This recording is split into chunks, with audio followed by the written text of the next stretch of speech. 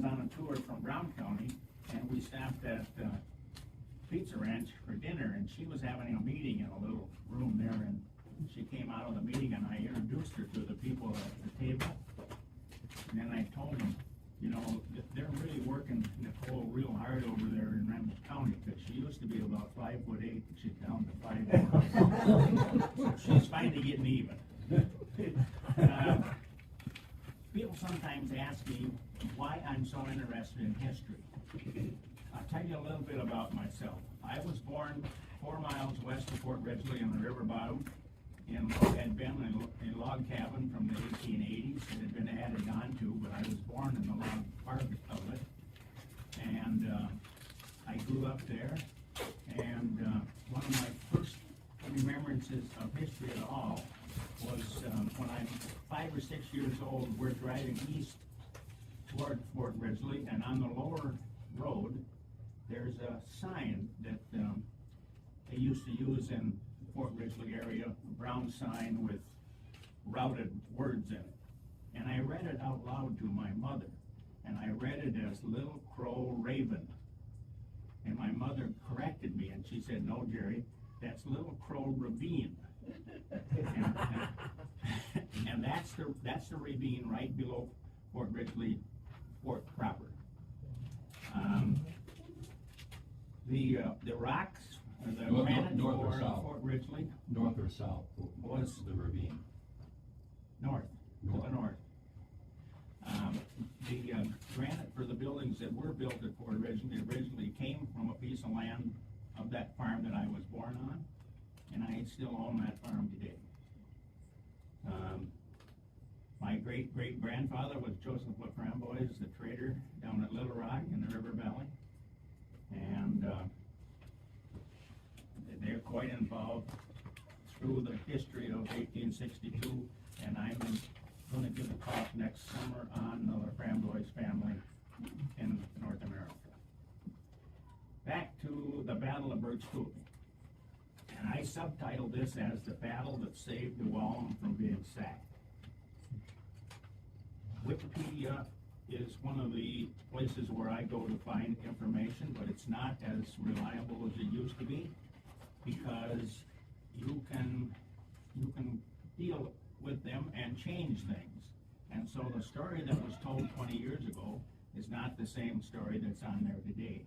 Sometimes it's been corrected for good, and sometimes it's just given someone's feelings of how things were. I also get a lot of my information from different books and stuff at Brown County's History Center, and I get a lot of stuff from Kurt Darlene. I've been looking at this for a long time. And here we go in Birch Coulee. The last battle had been at Fort Ridgely on August 22nd. Prior to the 2 battles, during the lull between the battles and after the battles, settlers had come to the fort in large numbers. They waited, grief-stricken, tired, and hungry, and in some cases injured. They wondered about their future, but mostly they wondered about those left behind. Were they dead or alive? Anytime there was a lull in the battle, those people wanted answers. Henry Sibley had come there with about 1,600 troops, many of them new, raw troops that had never even held a gun before enlisting. Sibley felt, first of all, that he needed to train them before going west in search of the Dakota. So they drilled for a number of days. They got to handle weapons, and then they drilled some more while they waited for their supplies: food, clothing, and more weapons and ammunition. Finally, on August 30th, Sibley was ready to listen to those questions about who had been left behind. Almost daily, wounded and confused settlers still came into the fort for safety and medical help. Sibley ordered Captain Heron Pete Grant to head a party of about 170 that would go west, along with 17 teamsters, wagons, horses, and men. Part of the 170 were 70 mounted men of the Cullen Frontier Guards under Captain Joseph Anderson. Among the 20 or so civilians was Joseph Brown, often referred to as Major Brown, although he had never worn a military uniform. Thomas Galbraith, who was the current Indian agent, was also among those who went on the trip. They left on early August 31st, with teamsters coming along behind. On the way, they found bodies here and there, buried them where they found them. I have never read anything about markers in great numbers, only a few references to wooden markers near Beaver Creek. They buried a number at the Faribault Hill area, an area just below the hill west of what is now Franklin. After lying there for nearly 2 weeks, it was a gruesome task. My grandfather had heard from his father, who was at Fort Ridgely at the time, that there was a 17-year-old new recruit that had little or no sense of smell. Guess who got the job of putting the remains in the shallow graves? When they got to the Redwood Ferry, they took some time to find and bury 23 of Marsh's men. The bodies were sometimes in heavy, brushy areas. Others had laid right out in the sun for 2 weeks. The job done, they camped on the east side of the Birch Coulee Creek in the river bottom. The next morning, they split up. Captain Anderson's Common Guards and some of the civilians crossed the Minnesota River to the Lower Sioux Agency area, again burying as they went. Andrew Myrick's brother seized with his body being laid to rest.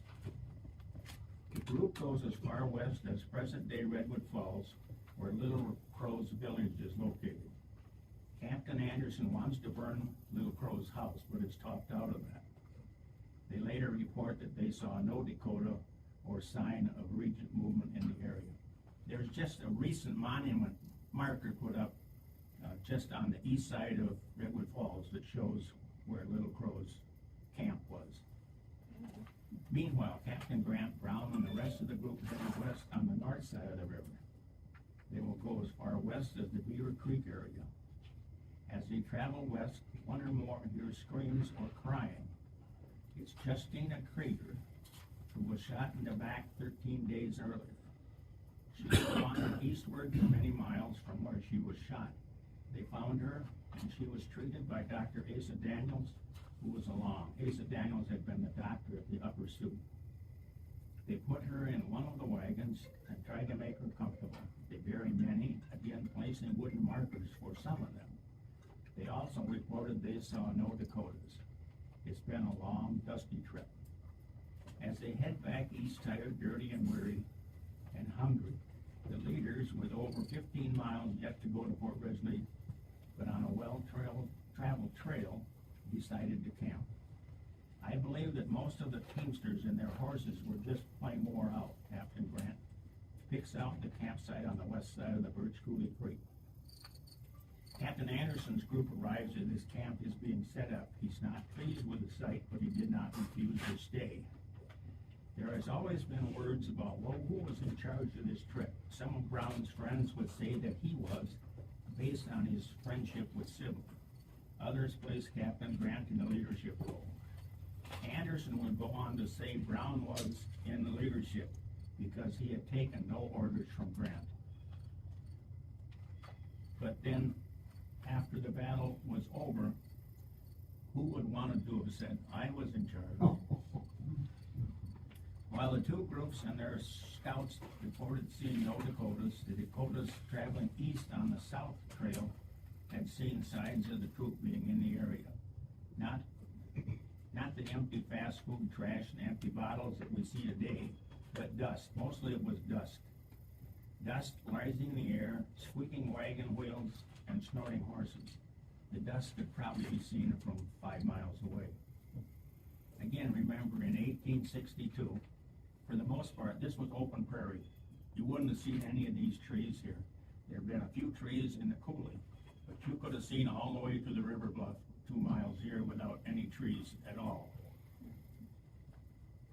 Trees are everywhere today, but in 1862 they were only found where there was water. This prairie land was burned off either by lightning strikes or by the natives trying to move game into certain areas where they were easier to hunt.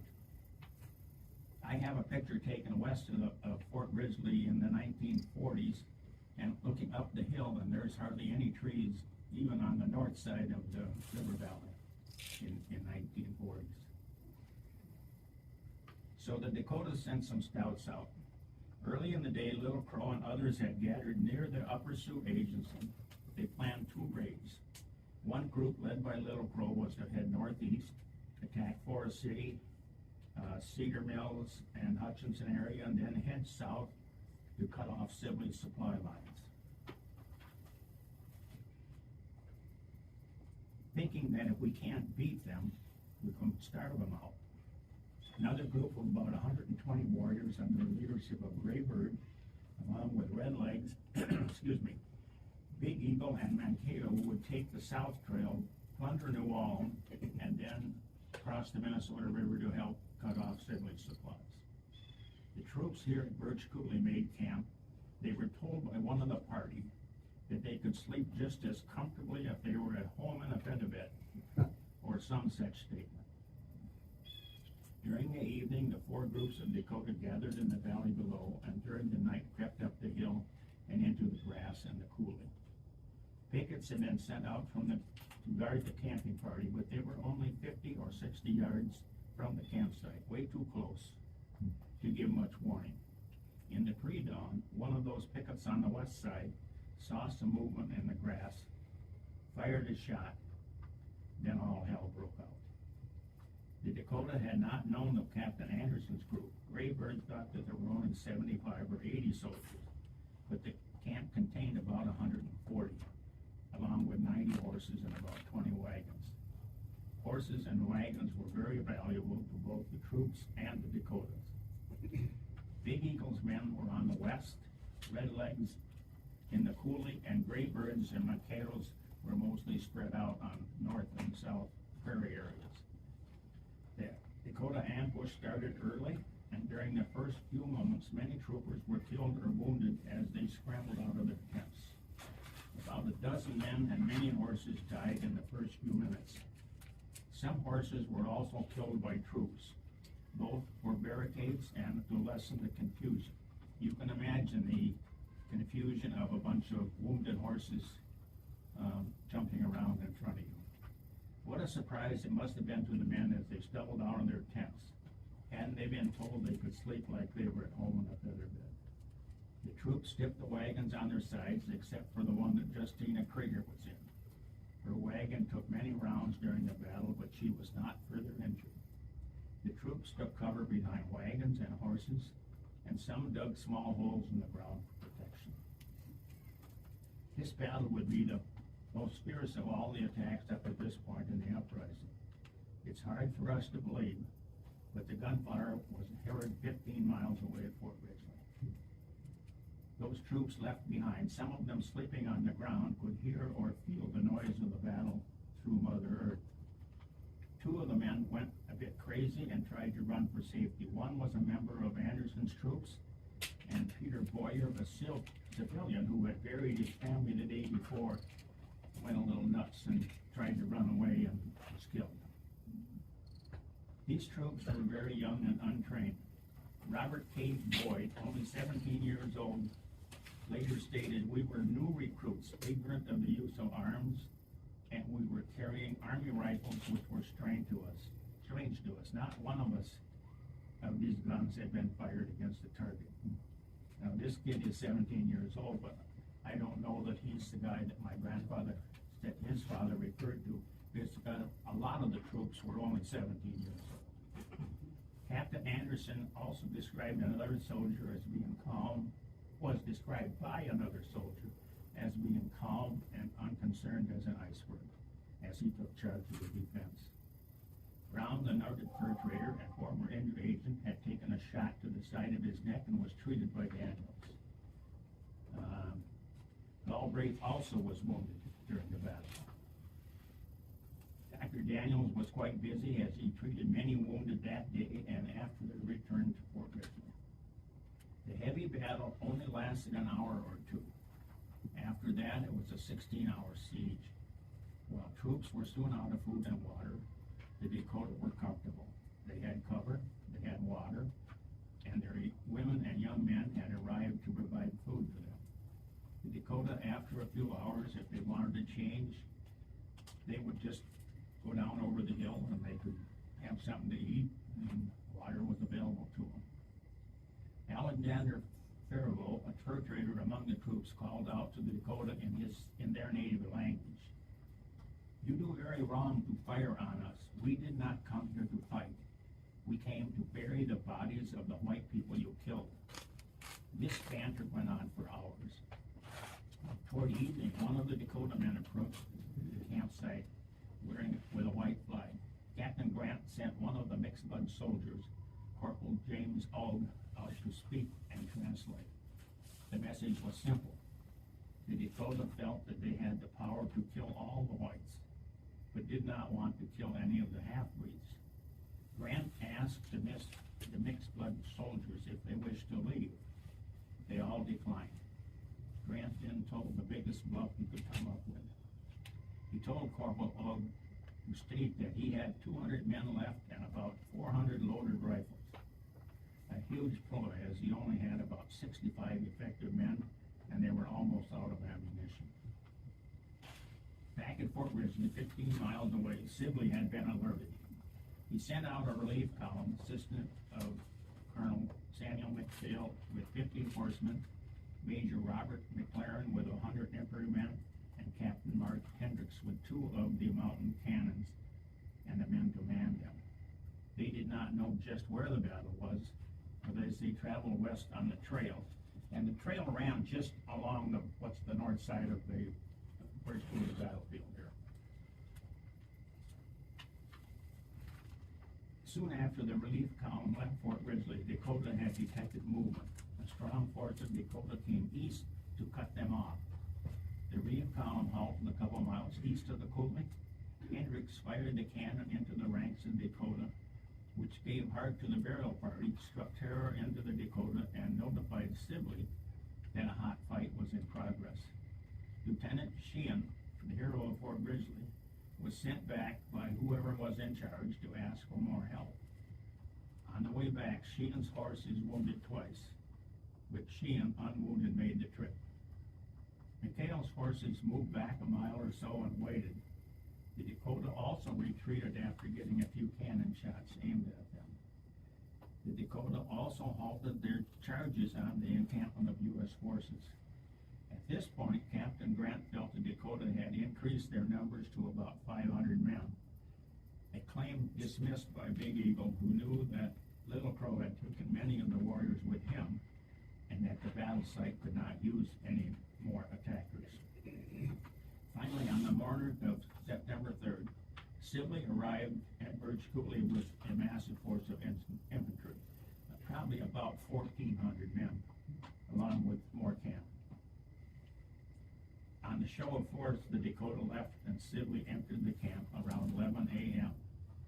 He found the sickening sight with 13 soldiers dead, 47 men wounded, 5 of whom would die later. Grant wrote many years later that a total of 22 men had died as a result of Birch Coulee, suggesting that Sibley did not count the civilians. The survivors, relieved of their duty at 12 noon, were exhausted from the 36-hour siege without food or water. They all returned to Fort Ridgely that afternoon.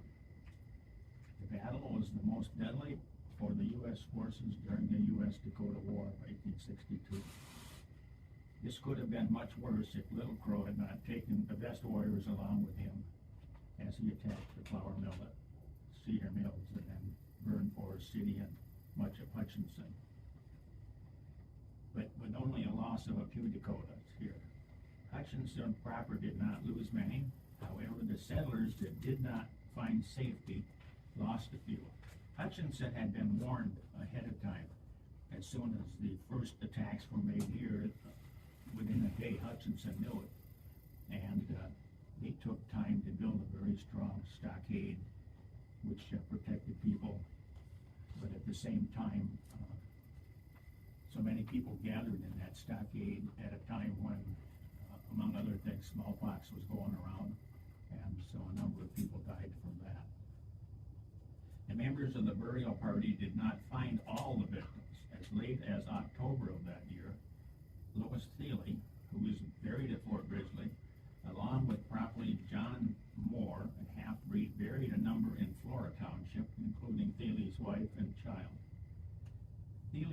estimated that dogs had eaten many of the bodies, so all was left with bones and pieces of clothing. So we just dug holes beside the skeletons, rolled the bones in, and covered them up. It had taken Mr. Thiele some time to work up the courage to bury his wife and child. In October, Sibley, while at Camp Release, which is just west of Montevideo, again sent out burial parties. In late October, they reported that they had buried 47 more and left 17 unburied. I don't understand the 17 part, but some people seem to think it was the John and Caroline Meyer group of Section 7 in Cuba Falls. It is possible that the wood crosses that were placed for many of those graves, but many of those who were killed were never found or never buried. And so much of southern Renville County is considered hallowed ground because of that. Markers at Birch Coulee. About 2 miles south of here are 2 tall markers. There's a marker called the Birch Coulee Monument honoring soldiers killed at Birch Coulee. The second monument, and it's in this picture pack, honors the natives that saved many during the time of the U.S. Dakota Uprising. However, you might ask, why are the monuments on that spot? There's a number of reasons. Number one, at the time that they were ready to put the monuments up, this property was private property. It was owned by a guy who farmed the site. Second reason is that was the Renville County Fairground, and so the county already had some control over the land, and so that was picked as the site. But it was also picked as a site because in the late 1800s, you could see anything on that tree from the railroad, on that hill from the railroad tracks below. And the railroad companies would point them out when they came by, and some people would stop and maybe stay overnight in Morton and learn a little bit about history. The monuments there, the one that is to the Native Americans is the eastern one, and it's the second one. That one was built in 1899. The first one was built in 1894, but the second one honors 5 different Native Americans. John Otherday, Little Paul, Lorenzo Lawrence, Mary Crooks, and Maggie Bass, and Simon. And on that marker, on the 4 sides of the base of that marker, are the words courage, humanity, fidelity, and patriotism. Many of the Native American, particularly the women, were protective of some of the captives. My great-great-grandfather's daughter was one of those that was captive and released at Camp Release some weeks later. And some of these women would take a young girl and try to hide her somewhere to make up for a child that she had lost earlier in life. And that was one of the reasons. And in most cases, all of those who were being protected for that reason were finally released. But there were a few who never were released and went west with the Dakota. Questions? You're stunned. What about the other monument? Pardon? The other monument. There's 2 monuments. Yeah, the other one is, I think it lists more than just those who were killed or wounded. It lists mostly those who were here. And there's lots of names on that one. Takes a long time to read it. But, can you talk about the type of firearms that was used during the battle on both sides? well, you know, the Native Americans, by the time Birch Coulee happened, they were pretty well armed. They had broken into the armories, houses at both Upper Sioux and Lower Sioux. And they also had, of course, gathered weapons from those settlers that they had killed. And they also had guns that they would have had from the fur trade. And so they were pretty well armed. When I gave a talk at New Ulm a couple of weeks ago, a lady asked me about bows and arrows. And I had to tell her, you know, we're not talking about cowboys and Indians here. This is war. This was all-out war, and it wasn't done with arrows except for trying to burn a building with a burning arrow. Everything else was pretty well done with what were modern weapons at that time. The biggest cannon that Fort Ridgely had was a 24-pounder. It fired about a 15-pound shell, and it was only fired at the very last minutes of the second battle, and it scared everybody. It probably could be heard at New Ulm from Fort Ridgely. It didn't have much in the way of distance, but it packed a terrible punch, and they had double loaded it and loaded it with what's called grape shot that busts into a bunch of little pieces and really hurts a lot of people at the same time. So, and also between the first and second battle at Fort Ridgely, New Ulm sent somebody to Fort Ridgely and asked if they could lend them a cannon. And of course, the people in control at Fort Ridgely sent a message back and said, yes, of course, you can come and get one. But they didn't. They tried to use a stovepipe. The Indians think they had a cannon. So, How do the Indians dress? pardon? How do they dress in the battle? I have no idea. Were you there, Jerry? Because I mean, I know you're old. She's still trying to get even. I think it would have been a mixture because a lot of them, A lot of them took the clothes from settlers that they killed. or they, they had been working for the agencies and Yeah. they dressed that just like farmers did.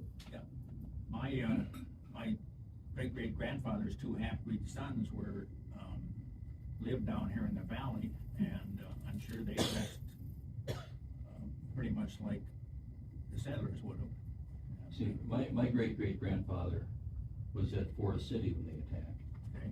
He was the superintendent in charge of building the stockade. Okay. And, so, Did he survive? yes. Yeah, my family, even though we were here in the valley, we lost nobody in the family, and the trading post site was not damaged. Some food goods, turnips and some grain and stuff was taken, but you don't know whether it was taken by troops or by the natives. And of course, the livestock scattered, but most of that was found. My ancestor was Ole Ness, who buried the first 5 killed Oh, at Acton. yeah. How many civilians were killed total during the uprising? Probably somewhere in the 600 to 700 area. I've talked to Kurt Dolan about that. He says about 720 or something. Yeah. But then, as you were saying, you have to consider that there are a lot of them that were never found. Yeah. Did they leave? Well, Did they die? Did they find? Some of those settlers had only been here a few weeks, and so nobody had really knew that they were here. I say like 600 to 800. How many of the settlers actually own property in the area? 62, well, they could have gotten a deed in 62. I mean, the deeds go back to, I think, 58. Homestead So Act was as soon as- passed in 62. Yeah, the homestead was passed, but statehood was 58, so, you know. You alluded to earlier that this battle might have somehow saved New Ulm. Is it just that Well, it yeah, diverted? because this 120 or 140 guys on the south side, they were going back to New Ulm because they thought there was probably some goodies left in New Ulm. And then they were gonna go across and cut off civil supplies. I Had they left can't New Ulm by then? imagine how much, wagon traffic it took to bring the goods from, Traverse de Sioux to Fort Ridgely. Because he had about 1,600 troops here, plus all the settlers that had come there to feed. And so that took a lot of food. And also rations for the horses. So, They deserted New Ulm. After the second attack, wasn't New Ulm deserted 4 times? Do you know when well, they but came back? some people came back within Yeah. 2-3 days. Okay. So there would have been people there by the time of Birch Coulee Battle. I think the number was 2,000 were evacuated from New Ulm. Yeah. That was Yeah. prior to I September was just 1. wondering when they came back. Slowly, I yeah. don't think they did, because Mankato was flooded. Yeah, well, not only Mankato, St. Peter took a lot of them, Fairville Yeah. took a bunch. All the way up and down. Yeah, wherever you could get in. Some of them, of course, got there and took steamboats to the cities, St. Paul area. So, I can't remember when the Homestead Act was enacted, but 1862. I thought so, because, my family, we're down in Camp Township. And we have the title signed by Abraham Lincoln Wow. from the Homestead Act. Yeah. It's very valuable to my family. of Oh, course. yeah. And the Renville County Historical Society would love a digital copy of that, please. I'll try to get it, cause my cousin has it. There are titles that are signed by Buchanan in the area, and Buchanan was right before Lincoln, so. Was it the Homestead Act that ignited the conflict? Well, I don't know that the Homestead Act had anything, because the Homestead Act was only signed a few weeks or a few months before the battles here, so I don't think that had any, So what was the reason was there any particular reason that ignited the, well, there's all kinds of reasons. but I mean, was there one incident that? Well, Shooting- the incident shooting at at Acton is probably the spark again? that lit The the fire. shooting at Acton. So what was that? 4 young braves, who left, well, Little Crows, after they were turned down for food at the lower agency, they were allowed to go hunt. And so they went to the north, to the edge of the big woods on a hunt. It was basically a failure, most of the game was gone. 4 young men happened upon the small settlement of Acton. It's only a few houses. And, one of them picked up a chicken egg to eat it, and he was, told to put down the egg because it belonged to the white man. And, he said, "I'll eat the egg and I'll kill the white man, I'm not a coward." And then they went to the settlement, and they killed 5 white people, 5 settlers. You could say broken promises of the treaties, hunger. Civil War was This going is on. something that built up and up and up Yeah. until the final spark set it off, and the spark was the killing at Acton. They came down, to the river valley the next, day, that night before, told what they had done, and then the decision was made that at 7 o'clock the next morning, they would attack the lower Sioux. And, then the war was on for 6 weeks. I had read that, the Indian agent at one of the places, was told that, the Indians are starving, and he said, well, let them eat grass. Yeah. It was the That's- traitor that's one of and the Andrew traitors. That's Myrick. one of the traitors. Okay, Yeah, they killed okay. Myrick, the Well, and, agent. that was part of the problem also. Brown had been the Indian agent of the area, and Brown had gotten along quite well. He was married to a Dakota and, lived in the area, and things ran pretty smoothly. When Lincoln was elected president and took over, Lincoln was an outsider. He didn't know much or have much contact with people who would have been agents or whatever. And so most of his appointees were political people who had gotten him into office And 36-year-old Galbraith became the new agent here.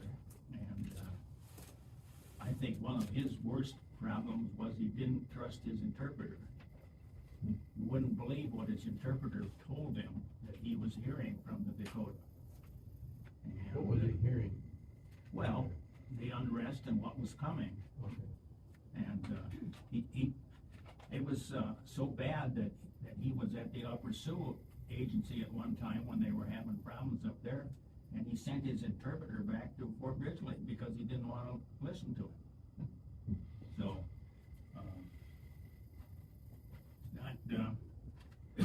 not an easy deal. Of course, one of the other things you gotta remember is the Dakotas at that time, nothing happened here that the Dakota did not know about. They had people who were out as scouts, Fort Ridgely, everywhere in the valley. Anything that happened, Little Crow or other leaders knew about it within hours. Marsh had left that day for the Redwood Ferry, and he took over half of the troops that were at Fort Ridgely. That morning, the next morning, Little Crow wanted to attack Fort Ridgely. But most of his troops decided that they would go down the south side of the river and attack New Ulm. Well, end up, they just attacked Milford and killed many in Milford and then to the west edge of New Ulm. But he knew that there were only about 25 soldiers left at Fort Ridgely that morning. And he sat out on the hills northwest of Fort Ridgely and waited for his troops to show up. And when they didn't show up, he turned around and left. Had that not happened that way, had all those troops attacked Fort Ridgely that morning, it'd been a whole different story. Would have been 400 against 25. Yeah, they'd have, they'd have probably cleaned the valley all the way to St. Paul maybe.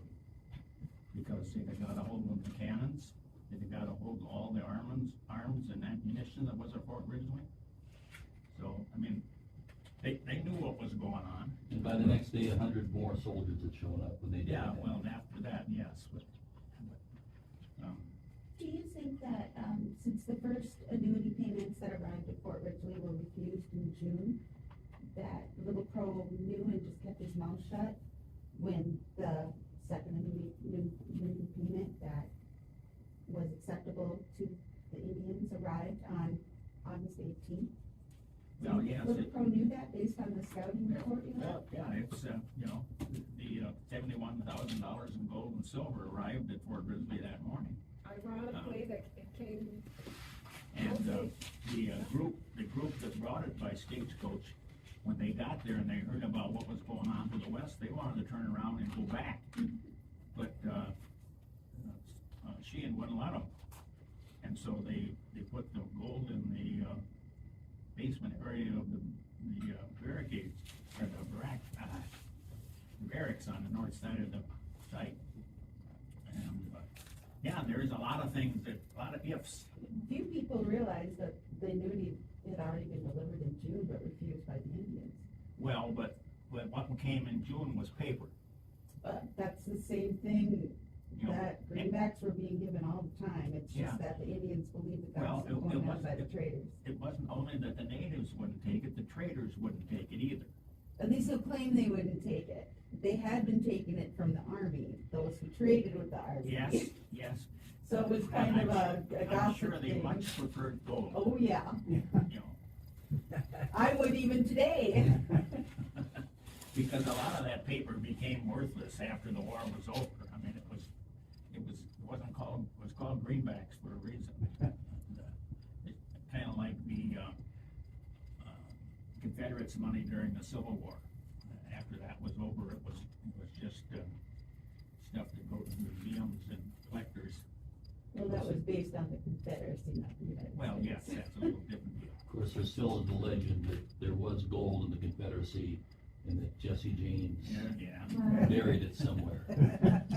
Good old Jesse James, yeah. And we're still looking for it. Actually, they are. Getting back to that one Indian agent that said that remark about let them eat grass, I guess guess they found him dead with his mouth stuffed with grass. Yeah, that was the, I referred to him as Andrew Myrick's brother had, or Andrew Myrick had buried his brother. That's who it was Myrick. And, Was it? Nathan Myrick was Andrew Myrick's brother. yeah. Well, there were, I think, 3 Myrick brothers that ran trading posts, both here and Upper Sioux. There are a number of families that ran posts in different places, and, Do you know, Jerry, if it was only the Upper Sioux agency that used the military and then did deliver food to the Sioux at that time compared to what Lower Sioux did, such as say, No Way, Let Me Grass?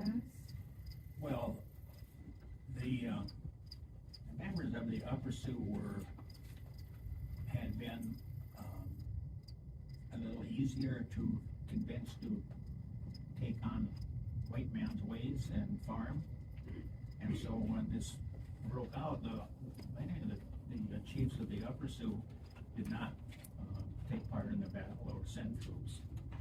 And, Oh, I mean, it was July or August that there was a lot of tension at the Upper Sioux too with that, warehouse. And unlike Lower Sioux with the No Way, Let Me Eat Grass, the Upper Sioux was able to get a military and defuse the situation, and they dispersed food from the warehouse. yes. I don't know They why. were about to attack at that time too, at the Well, Upper.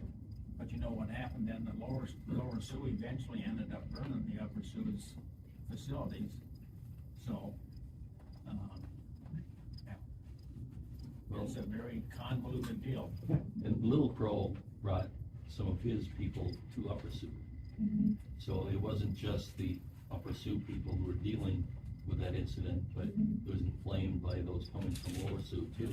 And the Yankees that were right And there then too. John Otherday, at Upper Sioux, actually rescued like 50, 60 white people and took them to St. Paul. And that's how Hutchinson was notified and started building the stockade. They stayed at Hutch overnight. Could be. Were the Indians on foot or were they mounted with horses mainly? A lot of them had horses, some of them were on foot, but a lot of them had horses. Ponies, I guess I'd say. Horses were terribly valuable at that time because of the Civil War. The Civil War had a horrible time keeping horses, for their troops, and, they used thousands and thousands of mules, big mules. You read some of the history of the Civil War in the South, there are times, particularly Sherman at times, he had supply trains 20 miles long, pulled by mules. So Jerry, how many horses do you think are buried over here at Birch Coulee? About, I don't think they were buried, I think they were just left on top of the ground okay, to There dispose are of pictures of the themselves. bones. Because people, I've heard people talk about early days of seeing all the horses' bones out there. At Fort Ridgely, they did bury the horses there, they buried them in that ravine to the northeast of the fort. And, when they did some excavation there somewhere in the 1930s, they dug some of that up, and, some of the horses were buried with their harness on. Didn't even take the time, and I suppose part of that was the horses are out in the hot sun and they tend to swell up a little bit, and maybe it would have been a very tough job to take the harnesses off.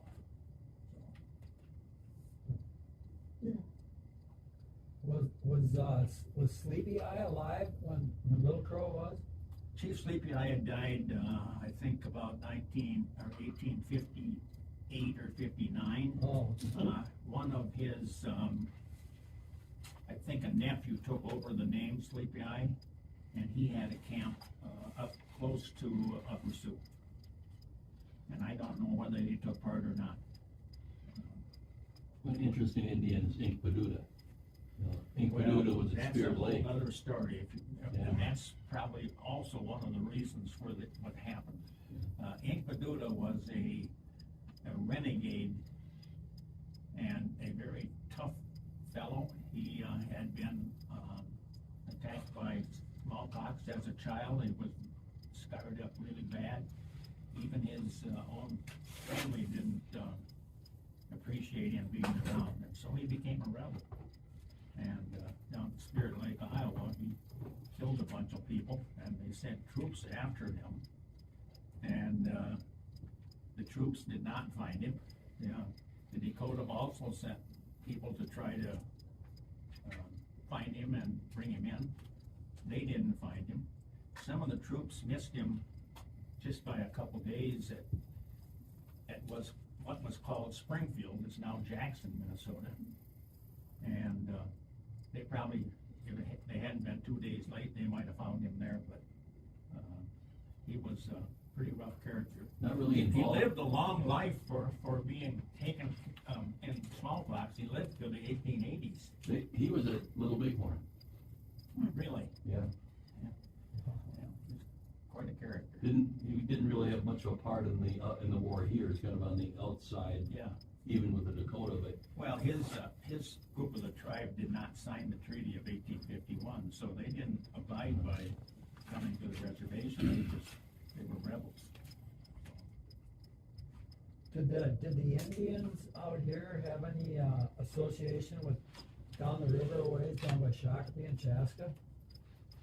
Was a separate tribe? Were they Sioux down there too? I think, maybe the Winnebagos in the Blue Earth area were kind of tied to these, but I don't think those from further east, were involved. well, I think there were pockets that Indians who were friendly, who helped the soldiers and everything, when the war was over, were given places to live. Yeah. And I think that's how that happened. Because they were the friendlies. Well, there were any number of times that Native Americans or half-breeds were given chats that they could turn in for pieces of land. I own a piece of land in the Minnesota River Valley that one of my ancestors got through one of those chats, or whatever you wanted to call them. And the interesting thing about those, you could use it to buy a piece of land, and then if sometime later you had enough cash to make up for what that chat was, you could get your chat back, and then you could use it somewhere else. My great-great-grandmother at one time owned land up in Coochin County. At least her name was on the, I don't expect that she ever saw the piece of property, but somebody used that piece of paper to buy a piece of land up there. So, there's a lot of stuff out there if you just look. Yeah, question I over was here. interested in these monuments. They're so difficult to find. That's why we have a guidebook Yeah, use Kurt's book. right here. It's worth it. It's worth it. Actually, it's pretty well, there's a pretty well sign down here coming out of Morton. Yeah. I was just up there today. So, yeah. And the road's pretty good right now. Sometimes the road's pretty darn rough, but today it's pretty good. About 10 years ago, we added a marker. The Battle of Long Lake, when Little Crow went north, Yeah. right south of Grove City, he fought a battle. Yeah. And actually, they won the battle. They chased the soldiers to Hutchinson, but they could never know exactly where it was. And then in Anoka County, somebody cleaning a shelf found a map of the Battle of Long Lake, signed by Captain Strout, who had been there. Yeah. So since we knew, we could put a marker up. So that's the last marker, I think, of the war. I didn't realize that one. Is there any talk about improving that road or making it to visit it? That's been a battle between the county and the city of Morton for a long time. So the history of those markers, and you mentioned about, the stories of why they're there, and bringing people in, seeing them, getting people, is tourism. I mean, they're bringing tourism. This is Gilfillan. Gilfillan is one of them that installed that monument in the first place. So one of the monuments, then the State of Historical Society put one right next to it. And yes, we had the county fair up there for a while. But moving them was talked about moving them here, but who's gonna do that? Yeah. So one of those monuments is not owned by anybody. The Minnesota Valley Historical Society is a defunct organization that stopped in 1909 when Gilfillan died. And then the Minnesota Historical Society owns the other monument, but nobody claims those roads. So that road going up there, there's always an argument. And at the Historical Society, I have no power over those roads. I have no power. Yeah. And when it was closed for 2 years it was closed because of washout from the 2019 floods. Having the county used to take care of it and the city used to take care of it, we are done. We don't want to do it anymore because it's clay. The road is clay. So trying to make sure the clay cleared out and put gravel back down, clean out the clay from the ditches so you don't have the water sitting in the ditches. It's a whole story. And the township finally stepped in and said, hey, we really want to fix this because we want people to go up there. Thank you. But they're like, we can't do it alone. So those things are problematic when you have 15 monuments that the Minnesota Valley Historical Society put out here back in the day, late 1800s, early 1900s, that are unclaimed. They are sitting here. If you drive by the Birch Coulee Monument along County 2 over here, not County 2, Highway 71, who mows it? Who trims it? No one takes care of it because they're unclaimed. So that is a problem. So trying to figure out how to fix that road, we're fixing it, we're trying to get it better. But moving the monuments, back in the 30s, I believe, they talked about moving them over here. Yeah. And it just never happened, because who is gonna pay that money to move those huge owlisk, I don't know beautiful who things? you would find to do that. Has anybody ever written a grant proposal under the legacy amendment, so it would be covered by That, Representative Erdahl and the legislature? oh, there we go, hey. I'm calling your bluff, we're here. Actually write something up, you look doing something. I would tell you this. How about all of But the, I'm sorry, the Minnesota Historical Society will not claim that. I'm not as talking theirs. about them, they're not They don't, profit, yeah. I'm affiliated with the state of Minnesota. But it would be cheaper, No. it would be cheaper to build new ones here than it would be to take those down and move them. Right. Sure. By a long ways. Would it make a difference if grant money was paying for it? But the which is taken biggest from thing tax too- dollars anyway? One thing, the conversation I've always had with people is the upsetness of not being able to see them anymore from the road. Yeah. So the trees, having the trees trimmed. Trim trees. I'm Yeah, not in unlike charge of when the they were trees. put in. So I can't trim the trees, I'm sorry. I can help try to fix the road, and there are actually grants for roads going nowhere, because that's kind of a road going nowhere, through township grants. That issue goes on everywhere. The monuments at Fort Ridgely for Marsh and Mrs. Mueller and the Cherokees, or the Ojibwe, they're not claimed by anybody. The markers that were put up in 1976, all over the state, nobody claims them because they need maintenance, so Birch Coulee. they're just sitting there and the paint's peeling off them and nothing's being done to them.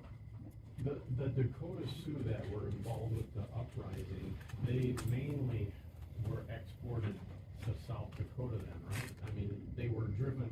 Well, some of them were taken further south into Kansas and Nebraska and in South Dakota. And some of them went north into Canada, North Dakota. Here though.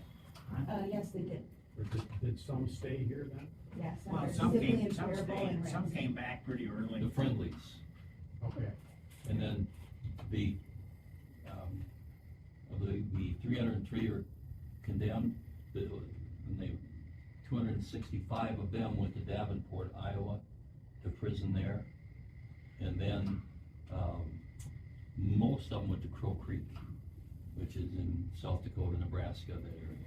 And those who were scouts that lived, including these at Birch Coulee, were at Fort Snelling at, one of the other Indian camps that's never mentioned. So There's they went 6 from, others. they went 1,600, went Not from including here, those, from here to Fort Snelling. 13. No, 16. 13 left Fort Snelling to go to Crow Creek. Or, Two of my ancestors and their families made the trip to Fort Ridgely, or to Fort Snelling. But then there were also the, military scouts. Their families were in other internment camps that are not mentioned. You can check with, Steve Osmond, and he'll confirm that for you in his book. A list of the These others. two families of mine who went to the internment camp, they got out of there not too long after that and came home. And they became scouts and went west with Hope and Sully and some of those Did for a they get, period of about 3 years. did those scouts, your family scouts dependents then stay at Snelling, or did No, they? they came home then. But they had support from the family members at Little Rock. Lincoln pardoned a large number of them, but 260. how many were hanged at 38. 38. 38 out of 305, I think, that were condemned to be hanged. There's numbers. Well, I want to thank everyone